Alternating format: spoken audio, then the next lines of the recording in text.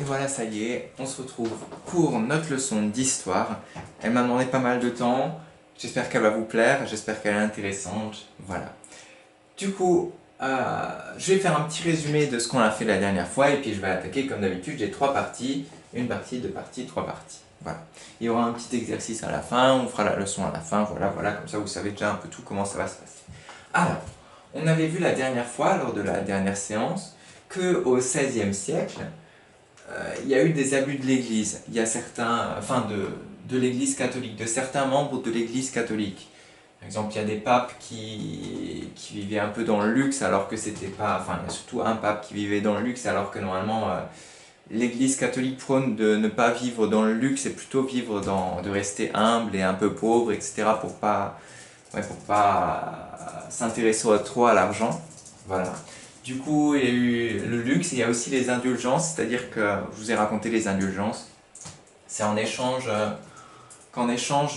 du fait de passer moins de temps au purgatoire après la mort, c'est-à-dire c'est l'endroit qui nous permet après d'aller au paradis, d'après la croyance catholique, et du coup on doit attendre un peu dans cet endroit-là. Bah, certains ont vendu des indulgences, c'est-à-dire des promesses qu'ils n'ont pas longtemps à attendre au purgatoire avant d'aller au paradis, contre de l'argent. Du coup, et cet argent, ils vont utiliser pour construire, par exemple, comment s'appelle, la basilique Saint-Pierre, je crois, Saint-Pierre de Rome, voilà. Et voilà, bref. Tous ces abus ont fait que ça n'a pas rendu quelqu'un, notamment Martin Luther, qui a écrit 95 thèses, c'est-à-dire 95 choses, je crois, qui n'allaient pas dans la religion en ce moment, catholique, et il les a mises sur une église. En tout cas, 95 pensées qu'il avait. Et du coup, ça n'a pas plu au pape et il s'est fait excommunier. Il a créé une nouvelle religion qui est la religion protestante pour protester contre le luxe et les indulgences qu'il y avait des fois dans l'église catholique. Voilà. Et du coup, à cause de plusieurs histoires, notamment le fait qu'un certain sont venus aller mettre une affiche pour le protestantisme devant la chambre de François Ier, bah, les rois n'étaient pas pour les protestants. Et du coup, tous ces rois-là, François Ier, François II, Charles IX, Henri III, c'est les rois du XVIe siècle, bah, ils étaient contre les protestants. Il y en a même qui ont brûlé des protestants, etc., etc. Enfin bref, c'était horrible. Et pourtant, il a continué à y avoir encore de plus en plus de protestants en France. On a vu, c'est notamment dans le sud, près de Bordeaux, où il y a plein de protestants. Voilà. Et du coup, en 1972, s'est fait carrément à Paris un massacre parce que les Parisiens étaient à l'époque beaucoup catholiques. Des protestants sont arrivés à Paris, bah, les Parisiens les ont tués lors d'un mariage. Et voilà, le massacre de la Saint-Barthélemy, il y a eu beaucoup de morts protestants. Et enfin, il y a un nouveau roi qui arrive au pouvoir qui s'appelle Henri IV, qui a été justement le marié pendant ce massacre. Et il a vu ce massacre, il était dedans. Voilà, bah, il a été protégé, mais il était dedans. Et qu'est-ce qu'il va faire, notre roi Henri IV? Est-ce qu'il va être pour les protestants, pour les catholiques? On verra. On verra ça la semaine prochaine. Ok? Parce que pendant ce temps, pendant toute cette histoire de guerre de religion, etc., il se passe quelque chose. Pendant ce temps, il y a la Renaissance à Florence, je vous ai dit, je vous montrerai après où c'est Florence, c'est en Italie, et du coup c'est là où il y a beaucoup d'intellectuels, c'est-à-dire de gens qui sont soit des peintres, soit des scientifiques, qui se mettent en groupe, qui font des groupes pour développer la science, pour développer les savoirs, pour apprendre à mieux faire de l'art, mieux, etc. Ça s'appelle des humanistes. Voilà.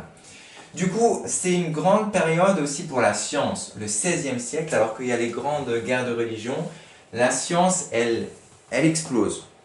Voilà.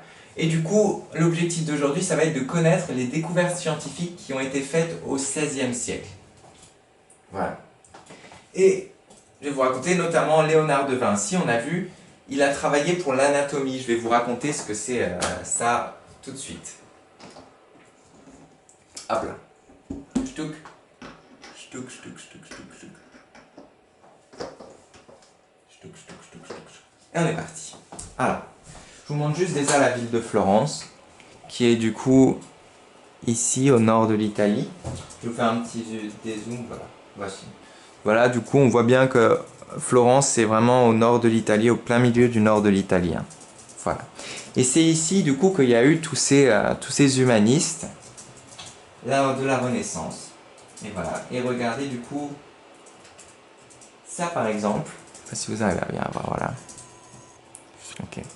Ça, par exemple, c'est un croquis, enfin des dessins, des notes qu'a fait Léonard de Vinci. On l'a déjà vu, hein, il était copain avec François Ier. Et il a peint Mona Lisa, etc. C'était un peintre, mais c'était aussi un grand scientifique. Enfin, en tout cas, il était curieux de plein de choses. Et du coup, à l'époque, ils font des dissections, c'est-à-dire qu'ils vont, ils vont prendre des personnes qui sont décédées, qui sont mortes, et ils vont aller regarder ce qu'il y a à l'intérieur, comment ça se passe. Ils sont tous curieux à l'époque à Florence, ces humanistes. Ils vont regarder, tiens, où sont les veines, combien est-ce qu'il y a d'eau, etc. Comment ça se fait qu'on peut lever le bras, comment ça se fait qu'on peut faire ça, etc., etc. Comment ça se fait que notre coude, par exemple, il ne peut pas aller plus loin que ça. Ils vont faire ça, ils vont faire des recherches. Et du coup, voici Léonard de Vinci, du coup, qui montre très bien tous les muscles qu'il y a dans le bras. Voilà, on voit bien, hein. On voit l'os, etc. Du coup, pour montrer comment est-ce qu'on peut bouger les bras, etc. Parce qu'ils sont très curieux à l'époque. Et tout ça, ça a permis de mieux soigner les gens. Parce que comme on connaissait mieux comment ça se passe dans notre corps, bah forcément on pouvait mieux comprendre la médecine, etc. Et ils ont par exemple fabriqué des prothèses, c'est-à-dire par exemple pour les gens qui avaient perdu une jambe, bah, ils ont pu savoir où est-ce qu'il fallait, comment est-ce qu'il fallait faire une prothèse, c'est-à-dire une prothèse c'est quelque chose qui remplace quelque chose, par exemple qui remplace une jambe ici. Voilà. Et bref, tous ces travaux-là, le Léonard de Vinci sur le corps et sur plein de choses, ça a permis déjà d'avancer la médecine et aussi de faire des prothèses et des choses comme ça pour aider les gens. Du coup, c'est vraiment une grande période. Voilà. Et il arrive quelque chose à cette période, je vais vous raconter. Hop là. J'espère que le tableau ne tombera pas, mais je suis presque sûr qu'il va trouver, c'est pas grave. Du coup, voilà Léonard de Vinci qui a travaillé pour l'anatomie. L'anatomie, c'est comment est le corps. Voilà. Et ça a permis de guérir plus de gens, etc. Et il y a eu aussi un bond dans les mathématiques, c'est-à-dire dans les calculs, etc. Ils ont développé les mathématiques à l'époque-là. Et il y a un chercheur qui a fait une découverte qui a eu l'effet d'une bombe à l'époque. Voilà. Qui a fait vraiment un effet dingue. Quelqu'un qui a fait une découverte en mathématiques qui a eu un effet dingue. En mathématiques et dans plein de domaines. Mais bon. Voilà. Et cette personne, c'est Copernic et on va en parler juste après. Avant de parler de cette découverte, du coup, qui a eu un effet dingue à l'époque en mathématiques, on va devoir s'intéresser déjà, revenir en arrière, dans le temps, au IVe siècle avant Jésus-Christ. C'est-à-dire à peu près 20 siècles en arrière. Voilà. Et 20 siècles en arrière, on a notre ami Aristote, que je vais peut-être vous montrer déjà tout de suite, si j'ai pas envie d'enlever tout le temps le tableau. Oui, notre ami Aristote. Il n'est pas là. Si, il est là. Voilà. Voilà, Aristote qui ressemblait, bon, voilà, à peu près à ça. Qui était un philosophe. Qui était du coup un philosophe grec, c'est-à-dire qui pensait, etc. Et c'est lui qui a dit, au IVe siècle avant Jésus-Christ, que pour lui, la Terre ne bouge pas. Pour Aristote, la Terre ne bouge pas.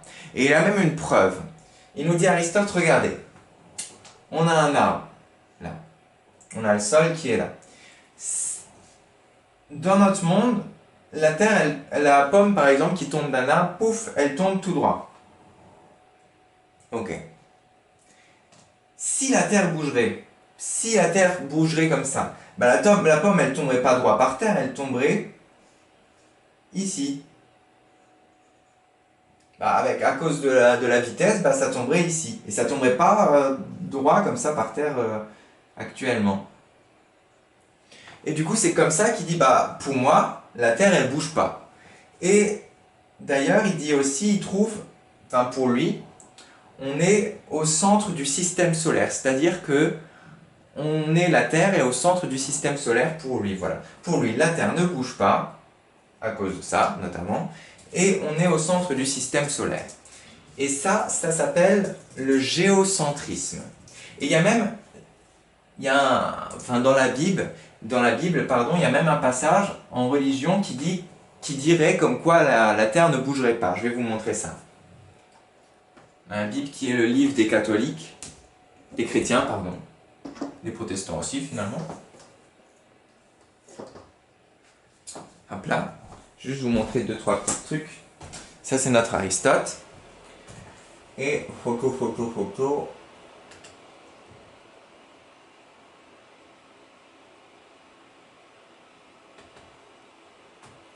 Ah, c'est encore des dessins de Léonard de Vinci qui sont magnifiques. Hein.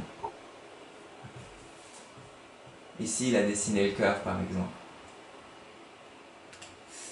Enfin, magnifique, oui. Qu'est-ce que je voulais dire? Voilà, du coup, là, ça, c'est ce que pense...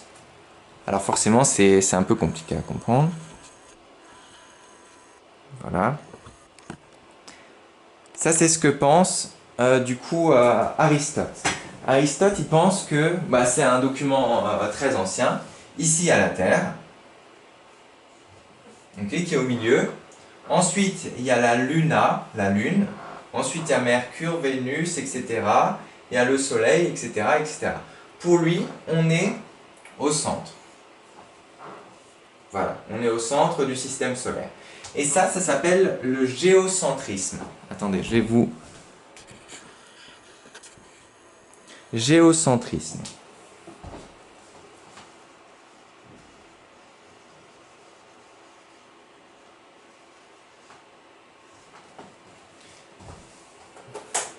Géo, ça veut dire la Terre. Géographie, c'est l'étude de la Terre d'ailleurs. Et centrisme, ça veut dire au centre. Géocentrisme, ça veut dire la Terre est au centre. Voilà. Et du coup, voilà ce que pense notre ami Aristote. Et en plus, il dit elle ne bouge pas. Et dans la Bible, que je vais vous montrer.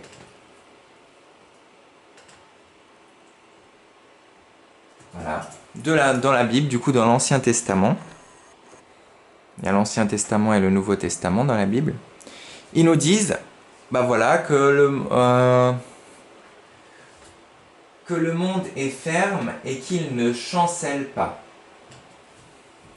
Chancelle, ça peut vouloir dire bouger en fait. Ferme, ça veut dire immobile. Mais ça peut vouloir dire autre chose aussi. C'est pas très... comment dire?